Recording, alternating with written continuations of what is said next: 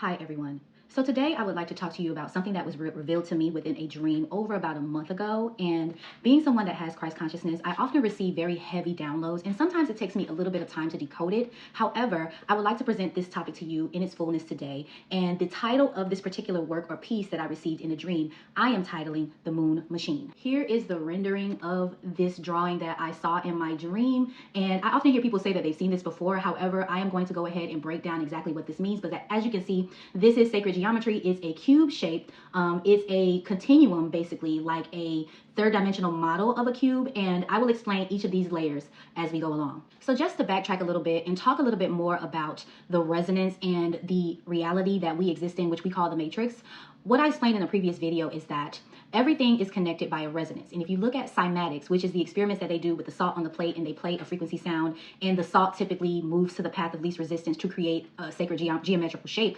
based on the actual resonance or the sound of that frequency. Cymatics is basically a smaller experiment to explain a larger process that happens with life. We and our matter is a result of a sound resonance that pretty much creates all of the shape or the sacred geometry that is us and everything in existence. So there is a sound or a resonance or a frequency that is being emitted that kind of separates everything into its pieces and makes life exist. So before I get started, I would like to just say that this is strictly theoretical, and TikTok, this is for entertainment purposes only. There is a formula for this particular shape, and I will explain that as I go along. However, this is basically the machine that lives within the moon that recycles souls. So what you're looking at is a model rendering of the technology that exists within the moon matrix that siphons or keeps our frequencies and souls recycling and re-going through these loops in life. And I will explain each of these parts of this as we go along, but this is what was explained to me in my download in terms of what this particular shape is, and I will explain how that works on a quantum level, as well as how this fusion engine machine shapes our reality. This is how our souls get recycled, and this is how the reincarnation cycle works. So what you have here are 12 gates, basically, and these particular 12 gates are what you would call points of light in the center. And you can look at that as like the 12 zodiac signs.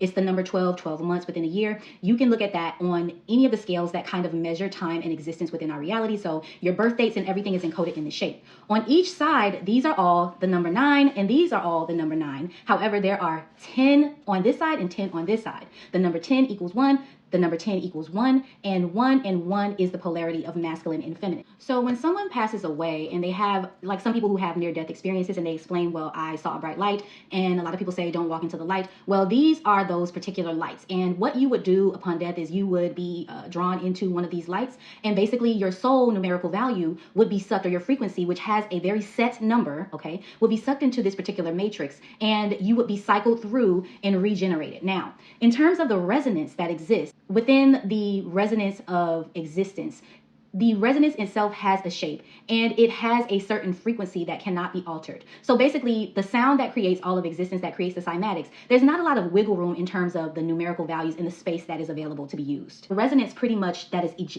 projected from this moon matrix creates a resonance that doesn't have wiggle room. So you go into this, and your numerical value that is coded within your frequency, your birth date numbers, your height, your weight, whatever the case may be numerically that you come out, your signature number or frequency must remain the same when it's siphoned in and out, okay? The numbers get rearranged. You may have a different birthday, but it all boils down to the exact same number that it always was. This is why there is such a massive orchestration to keep numerical values in place. And quantum physics is the study of how to move those numbers, how to not disrupt the resonance, and keep those numbers within the scheme of the third dimensional reality with which this operates. So basically, there's no room for you to move here or there or to change the sequences of data within your path. You pretty much get spit out with a life path number and a predisposition type of path that kind of goes on a loop. And you may have a different rearrangement for your birthday and numbers, but it all will boil down to the exact same number in the end so that you can fit into the resonance sound. People who are quantum physicists are pretty much people who determine what light and how that gets bent in this particular matrix system, which is why a lot of our reality is coded with gematria. And the reason why there's always these numerical patterns is so that we will continue to stay within the 3-dimensional or the third dimensional resonance. The minute that we're able to break out of that, which a lot of people talk about going from 3D to 5D, there is a specific thing that has to take place in order for us to shift from one reality to the next. And that is that this particular machine, matrix, or resonance has to be altered. Basically, something within the matrix system has to change the number or the numerical sequence so that this gets overloaded and we can break free of the 12, which is actually 3 third dimensional gates. These are the 12 gates that you would enter into, and as you can see, there's like a loop of continuous. This is pretty much would be a life that's calculated. Your birth date or your number values would go in here. They would be rearranged through this process. You would either go on the right side, which is the masculine, or the left side, which is the feminine, because this is 1 and 1, which represents the polarity of the divine masculine and the divine feminine. And your numbers would be rearranged and spit back out of one of these portals or gates so that you can be reborn into a physical body. Now, that is exactly how that works. And as you can see, you can look at this. It's going to be 10 gates. But again, 10 is also the number 1. So this is 1 and 1, which represents the polarity. And these are the 12 gates. And notice that there's not a 13th gate, which I will get into a little bit later, because that is actually something that is to come, or the Christ consciousness that is to come. After you pass away, you see the light. You walk towards one of these lights. At your death, and your soul gets sucked into this machine and basically reprocessed and spit back out with the same numerical value with a different variation. You could be a man, you could be a woman, you could have a different birthday. However, it all has to equal the exact same number. So if the numbers of your birthday are 977, it's going to be the sum of 977 when you come back out. It just may be rearranged as 779. And also you could come out, versus, being 6 feet tall, you might be 5 feet tall, and that 1 foot may go to something else.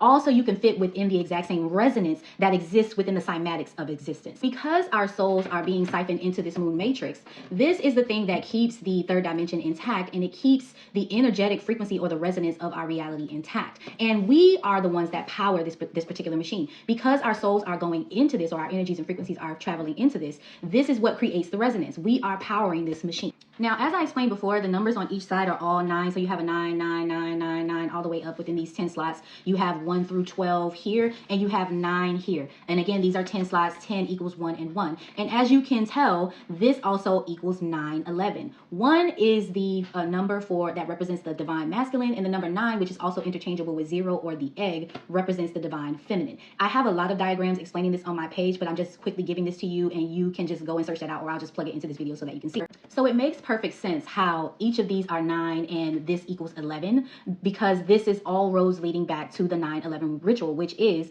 the 2 polarities of the divine masculine and feminine, which I will post in this video, all of the decodes explaining this in detail, and how that was a ritual done against the divine masculine and feminine in order to keep this particular moon, this moon machine going, and keep us on a reincarnation cycle and ultimately trapped in the third dimension.